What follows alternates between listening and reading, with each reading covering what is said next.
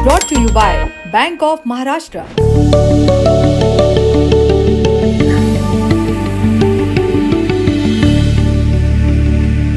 संसद में बजट पेश हो गया है। सबको उम्मीद जिस बात की थी वित्त मंत्री ने वो पूरा भी कर दिया है।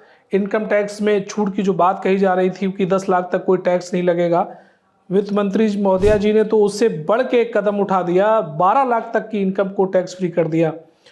ये बहुत बड़ा ऐलान माना जा रहा है। अब हमारे साथ आज जो इन्हीं सब मुद्दों को लेके इनकम टैक्स से जुड़ी जो भी सवाल हैं, जो लोग कैलकुलेशन लगा रहे हैं कि उनका कितना टैक्स बचेगा, कितना फ़ायदा होगा, कितना उनको राहत मिली है, इन सब बातों को समझने के लिए हमने टैक्स की एक्सपर्ट हैं जानी मानी गौरी चड्ढा जी, उनसे बात की है।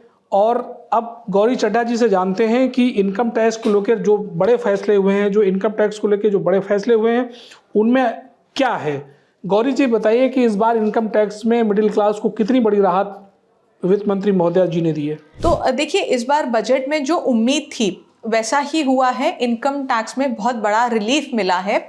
दो तरीकों से ये रिलीफ आपको दिया गया है। सबसे पहला जो है 87A की रिबेट को बढ़ा दिया गया है।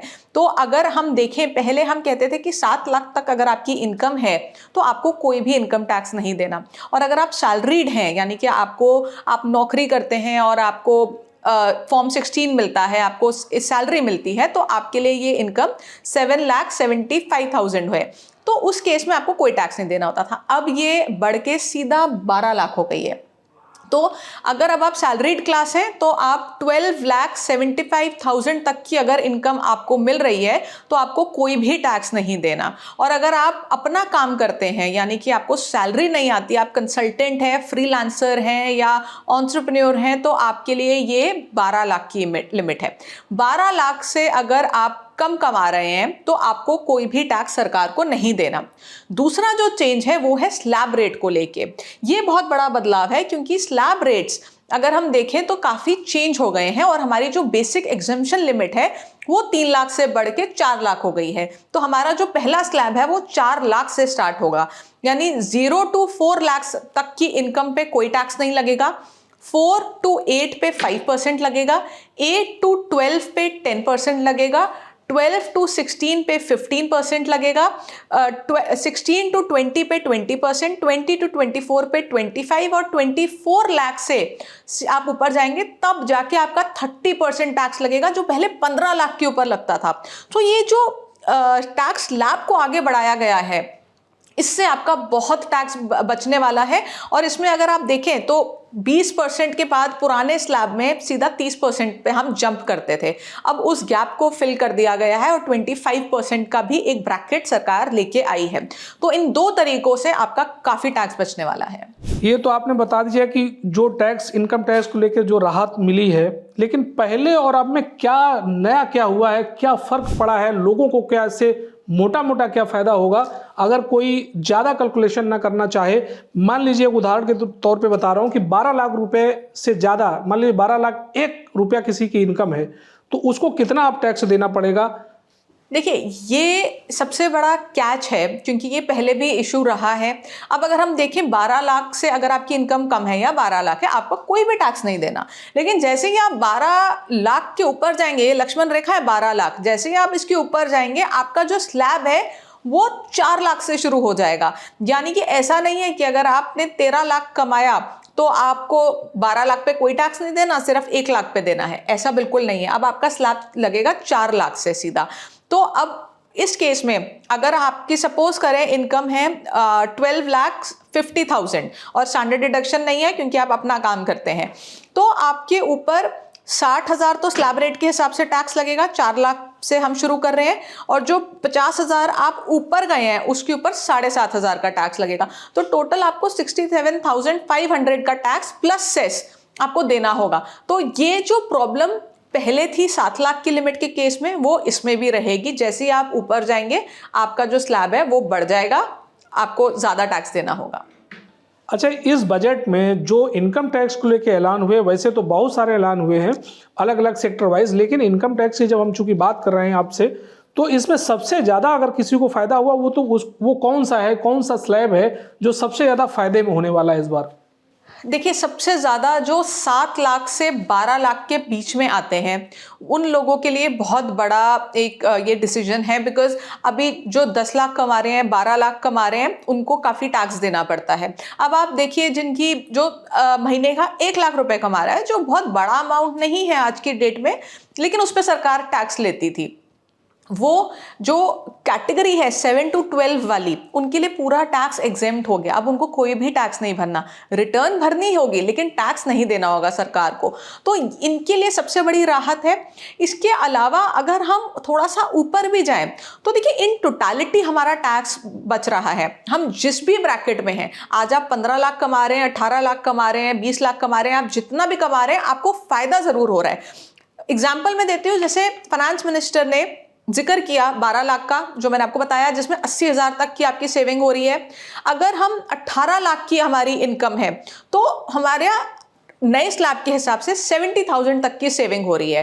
तो हर केस में आपकी सेविंग होगी, क्योंकि जो नए स्लैब्स हैं वो काफ़ी अच्छे हैं। अब एक सवाल ये है कि जो नया टैक्स है, न्यू टैक्स रिजीम है और ओल्ड टैक्स रिजीम है, तो इस बार ओल्ड टैक्स को लेके कोई बड़ा फैसला, कोई बड़ा डिसीजन, कोई बड़ा ऐलान नहीं हुआ है। तो इसको क्या माना जाए कि मतलब अभी ज़्यादा फायदा किस में होने वाला है? ये तो साफ दिख रहा है कि न्यू टैक्स रिजीम में होगा। आपका क्या मानना है इस बारे में?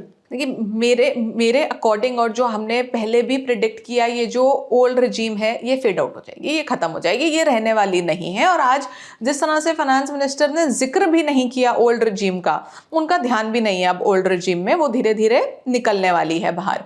अब यहाँ पे बात ये है कि अभी नए रिजीम में चेंजेस किए हैं, इसी के साथ साथ फाइनेंस मिनिस्टर ने अनाउंस किया कि नया इनकम टैक्स बिल अगले हफ्ते आएगा। हो सकता है कि जो नया इनकम टैक्स बिल आएगा उसमें पता लगे कि ओल्ड रिजीम को अब हटा दिया है, आउटडेटेड हो चुकी है, रिडंडेंट हो चुकी है, उसको अब खत्म कर दिया। अब आपके पास सिर्फ एक ऑप्शन है, न्यू रिजीम। अगर ऐसा नहीं भी होता तो भी मेरे अनुमान के हिसाब से 90 to 95% लोग अब न्यू रिजीम में ही जाएंगे। ओल्ड रिजीम का अब रेलेवेंस बचा ही नहीं है, क्योंकि उसमें कोई स्लैब रेट कभी बढ़ा नहीं पिछले इतने सालों से, उसमें कोई डिडक्शन बढ़ी नहीं, वो बहुत आउटडेटेड हो चुकी है, उसका फ़ायदा बहुत कम लोग उठा पा रहे हैं। और ये जो अब नए स्लैब्स आए हैं, ये बहुत अच्छे स्लैब्स हैं। मुझे नहीं लगता इसके बाद कोई भी ओल्ड रिजीम को देखना पसंद करेगा। इस बार जो 12 लाख तक इनकम टैक्स को एकदम फ्री कर दिया गया है, जैसा कि आपने बताया और बजट में अनाउंस हुआ, लेकिन एक और कैटेगरी है जो कि 20 से 24 लाख की, उसमें 25% का टैक्स स्लैब किया गया है।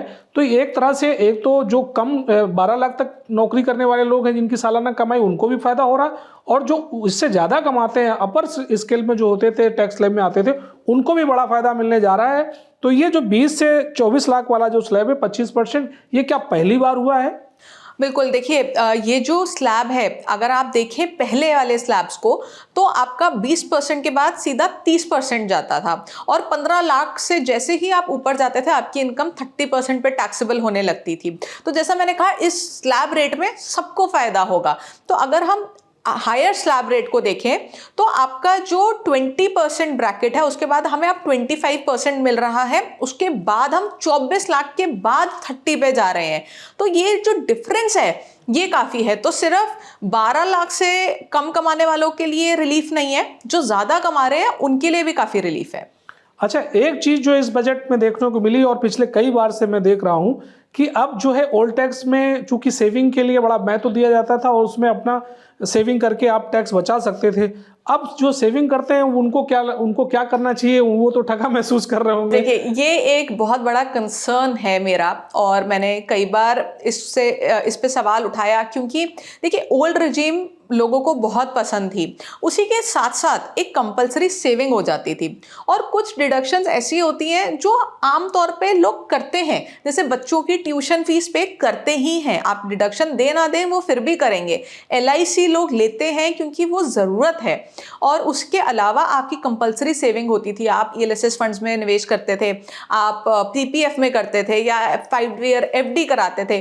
तो टैक्स बचाने के चक्कर में आपका कुछ सेविंग हो जाता था और आपकी रिटायरमेंट थोड़ी सी सिक्योर हो जाती थी, क्योंकि हमारी सरकार स्पेशली प्राइवेट सेक्टर के लिए कोई भी सोशल सिक्योरिटी नहीं ऑफर करती है।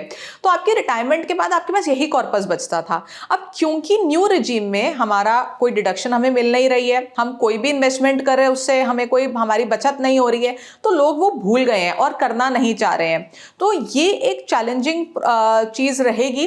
तो इसका सोल्यूशन ये है कि आप जो टैक्स बचा रहे हैं आप खुद समझदारी से उसका निवेश करें, ताकि आपका जो रिटायरमेंट है वो सिक्योर्ड रहे। तो ये बजट में जो इनकम टैक्स के जो फैसले हुए हैं उसके बारे में हमने गौरी चड्ढा जी से, टैक्स एक्सपर्ट, जानी मानी टैक्स एक्सपर्ट, उनसे जाना।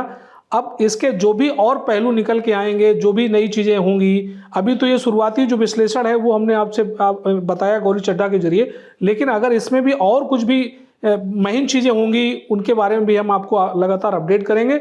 आप जुड़े रहिए ललन टॉप के साथ।